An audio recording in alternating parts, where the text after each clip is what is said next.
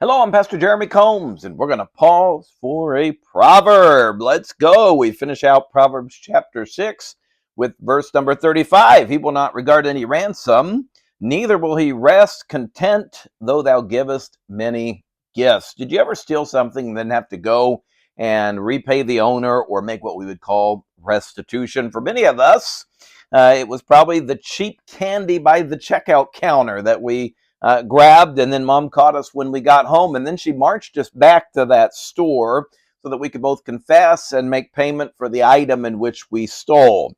When we do wrong, we should give restitution or repay what has been stolen or destroyed.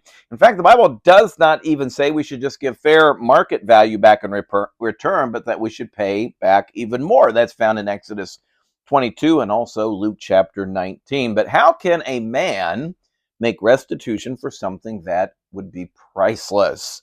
Purity is just that. It can never be made whole again. No amount of money or gifts can redeem the price of purity or the peace and trust that had once existed. Be careful not to take something or, in fact, give it away that you cannot repay. Proverbs chapter 7 and verse number 1, new chapter says, "My son, keep my words and lay up my commandments with thee." It's a new chapter, but it's still a repetitive plea, as Solomon prepares to warn his son about the dangers of being immoral with wicked women. He pleads for him to learn and to live God's commands. It seems kind of ironic, if not idiotic, that a man famous for his overindulgence in women — remember, Solomon had over 1,000 wives and concubines — would attempt to lecture his son in the ways of abstinence. Could it be that as he pins this important lesson on chastity, that he already feels the weight and guilt of his erroneous ways? Well, that is a possibility, if not highly probable. The problem is not with these well-crafted and convicting words of wisdom, but rather with the hypocrite and his plea to do what I say rather than do as I do. There is a twofold lesson here. Parents, teach your children with your lips, but more importantly, teach them with your life.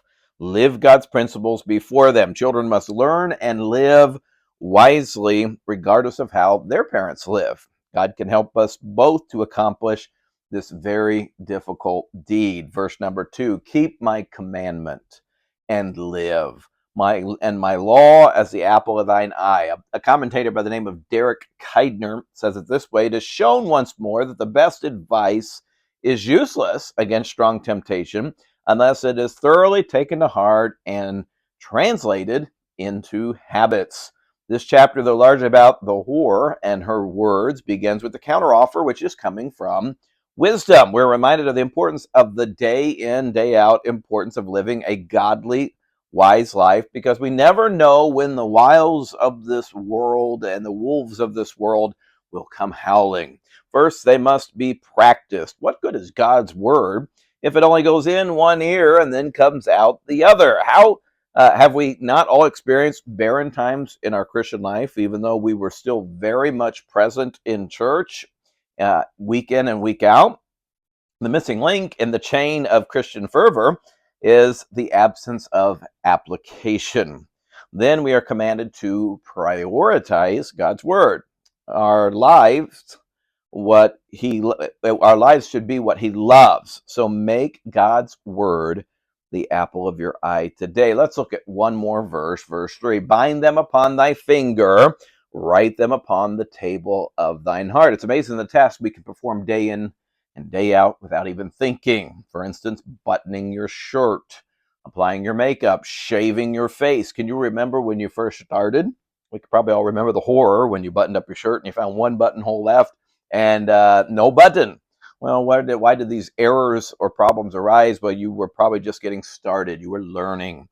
God says that we need to learn his law and commandments so that we can have them right at our fingertips. This is the idea behind bind them upon thy fingers. Keep God's word close to you in daily activities. Then we need to write them on the table of our heart.